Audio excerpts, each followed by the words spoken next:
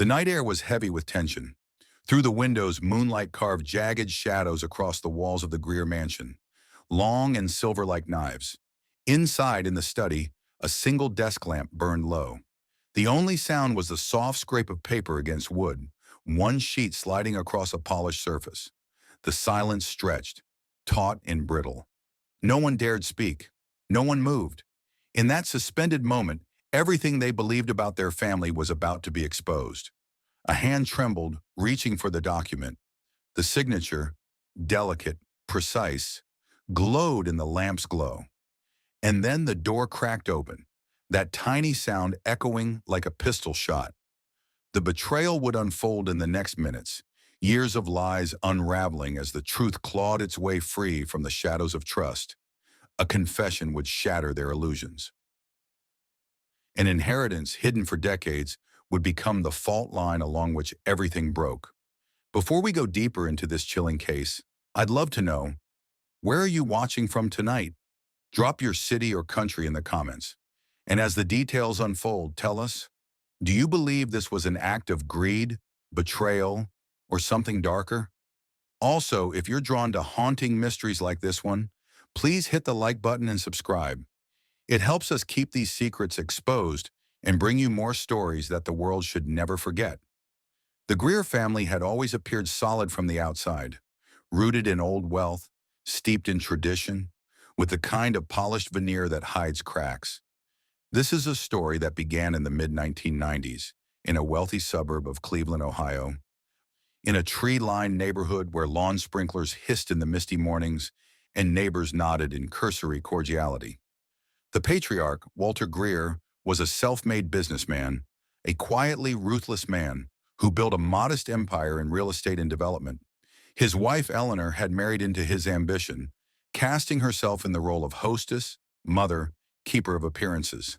They had 3 children: Anna, the eldest, reliable and dutiful; Michael, a charming if restless middle son; and Rebecca, the youngest, a dreamer with a fragile heart. Publicly, the family obeyed the rules of respectability. Walter presided at Sunday dinners at the mansion, silver, fine china, soft classical music in the parlor. Neighbors whispered about their discretion, their reserve, but inside, tension soaked every corner of that grand house. Anna felt always in her sister's shadow. Michael yearned for his father's approval. Rebecca, a poetic soul, seemed almost allergic to the world of cold business. And behind closed doors, Walter kept journals, documents, secret ledgers. By the spring of 2003, Walter's health was failing. The rumor in the community was cancer, though officially it was never confirmed. The children visited more often. Michael had taken over more of his father's deals. Anna moved home to help Eleanor with household affairs. Rebecca, meanwhile, drifted back and forth between cities and heartbreaks, always the outsider, always hoping for something more than her place in the family. Walter died quietly one spring night. His funeral was elaborate: dark flowers, black suits, piano music. But beneath the veneer of grief lay a current of uncertainty. His will, executed the next day, left the bulk of his assets in a trust with strict conditions. Anna was to receive the Greer estates, Michael the development company stock, Rebecca only a modest sum. But critical clauses were buried. The trust could be contested only within 6 months, and any challenge would trigger a clause giving the executor discretionary power to redistribute shares. Anna, loyal and composed, accepted her inheritance without complaint. Michael, disappointed but still confident, reassured himself he could negotiate later. Rebecca felt shame, but she swallowed it, telling herself it was a chance to forge her own path. And so the Greer house stayed intact, at least on the surface. In 2005, a fire broke out in one of the estate's auxiliary buildings, an old carriage house, destroying some of Walter's private records. An expert concluded it was accidental, but Anna, visiting that evening, had sensed something odd. She recalled a late knock on the carriage house door just hours before the blaze. She thought nothing of it then. Only later would she wonder if someone was trying to erase evidence. Rebecca left town, married, built a modest life as a teacher in Columbus. Michael expanded the business, made deals, flirted with risk, rubbed shoulders with new investors. Anna stayed in the mansion, managing upkeep, hosting dinners, preserving order. The Greer name remained a mark of dignity, yet beneath, fissures widened. In 2010, Anna found a folder in her mother's linens closet. Walter 2D. It was a strange label. Inside were letters, documents, drafts of a will more generous to Rebecca, or so it seemed. Anna confronted Eleanor, who brushed it away, saying only that Walter was always changing his mind. Anna tucked it away. She never showed it to Michael or Rebecca. By 2015, Rebecca's life was unraveling. Her marriage ended. She had mounting medical bills. She returned home temporarily, restless, desperate. She asked Anna for help. Anna offered what little she could, but Michael quietly cut off Rebecca's access to the trust funds, citing a clause in the original will that she had forfeited her claim by contesting a minor piece of land years earlier. Rebecca felt betrayed. She accused her siblings of colluding to keep her out of the legacy, but no one listened. The turning point came in the winter of 2017. Rebecca filed a complaint with a probate court, claiming the 2003 will was fraudulent, that Walter had signed an earlier will more favorable to her, and that there was undue influence by Anna and Eleanor. When Anna requested a sealed copy of certain drafts of the will, the executor, a longtime family attorney, refused, citing confidentiality clauses. Rebecca's legal team demanded that all drafts, letters, and communications leading up to the will's execution be revealed. And that's when the first bombshell dropped. A file emerged from the archives of the attorney's firm, an envelope labeled Greer 2002 Confidential Will, Draft. Inside was a version in Walter's handwriting, clearly dated months before the final will. In that version, the estates and assets were more evenly divided, a third to each child, with a clause that any challenge would revert assets to Rebecca in a particular condition. That file seemed to have been hidden deliberately. One evening in February 2018, Anna was at her desk late, reviewing a deposition transcript. She heard footsteps outside her window and saw a shadow briefly pass across the curtains. She dismissed it as imagination, but the next day someone broke into her car, rifled her glove box, left it open, no theft. She felt watched. On March 14, 2018, during a court hearing, Rebecca's attorney played an audio recording, one Walter had made in late 2002, confiding in a friend.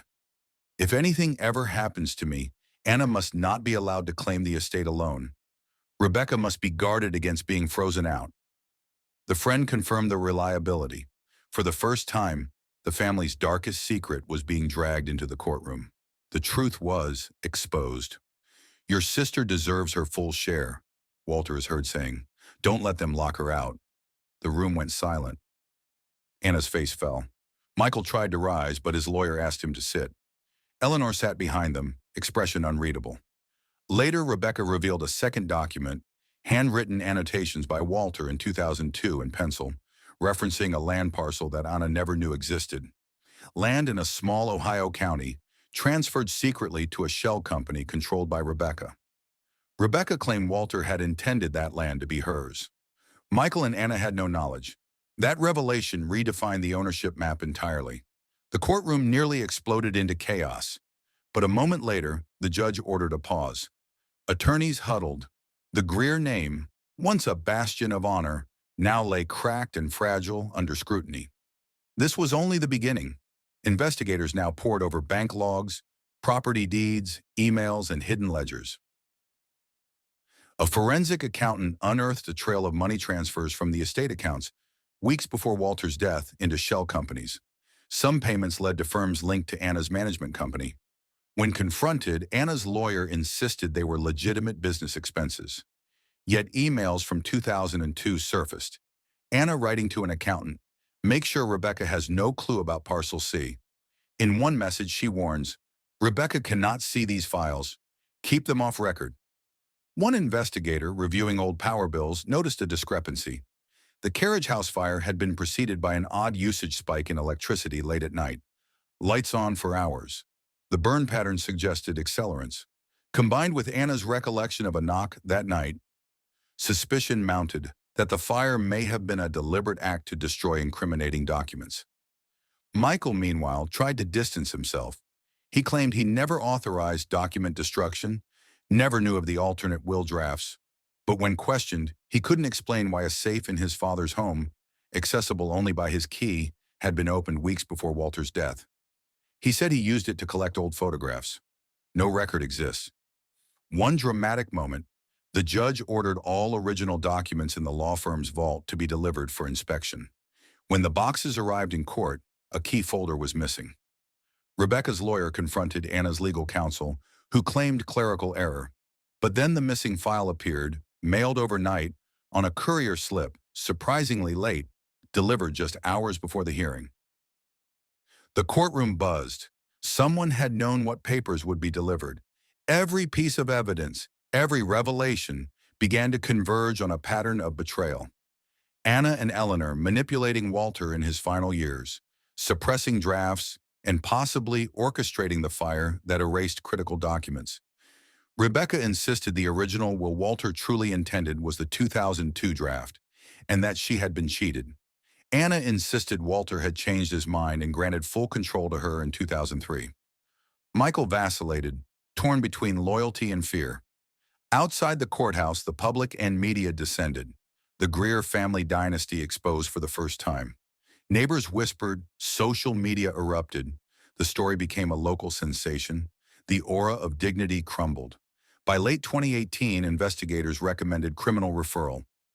State prosecutors opened an inquiry into potential fraud, forgery, and arson. But the statute of limitations loomed. Anna's legal team sought delays. Eleanor, by then aged and frail, declined interviews. Michael began restructuring his holdings to insulate himself. Rebecca, exhausted but resolute, continued pushing. She said she had nothing left except the truth. In July 2019, Anna, facing both civil and criminal exposure, agreed to a partial settlement. The estate would be revalued. Rebecca would receive a larger share. But Anna would maintain control of key properties and enterprises. Michael would receive liquid assets. The Greer home remained under Anna's management, though Rebecca was granted limited visitation and oversight rights. The criminal investigation, however, stalled. Prosecutors, citing lack of incontrovertible proof of arson or document tampering beyond reasonable doubt, declined to press charges. The fire evidence was inconclusive. Fingerprints on files were too degraded. Emails had plausible alternate explanations. The Greer family was fractured irrevocably. Anna and Rebecca no longer spoke. Michael maintained distance. Eleanor lived out her days in quiet stone solitude, under scrutiny and grief. The once grand dinners ceased. The mansion grew quieter, its corridors colder. The public regarded the Greer legacy with suspicion, as a monument not to dignity, but to betrayal. Years later, Rebecca publishes a memoir. She calls it Inheritance of Silence. She describes the sleepless nights, the betrayal, the loneliness of watching your birthright be siphoned away. She hopes the settlement will not be the full truth, that one day a deeper reckoning may come. She writes, "My father's voice still trembles in the recording. I hold it like a talisman. He warned, but they silenced him." Anna's businesses continue under her oversight, though audited and constrained. Her public image remains composed, curated. Michael, cautious, sells off risky holdings, returns to anonymity. Eleanor dies quietly in 2021, leaving behind no further disclosure. The mansion is now managed by a trust, with Rebecca as a beneficiary, but with Anna still overseeing the day-to-day. The public regards it all as a grim spectacle, a dynasty built on secrets. Sometimes the darkest secrets are the ones we keep from the people we love, and in this case the truth was exposed, but the damage was already done. In the end, no court could fully restore what was lost: trust, family, the innocence of belief. The Greer name now carries the weight of betrayal. Do you think justice was truly served, or are there still secrets left buried? Share your theories in the comments below. And if you want us to continue exposing the world's darkest family secrets and betrayals, hit the like button, subscribe, and turn on notifications so you don't miss the next story we bring to light.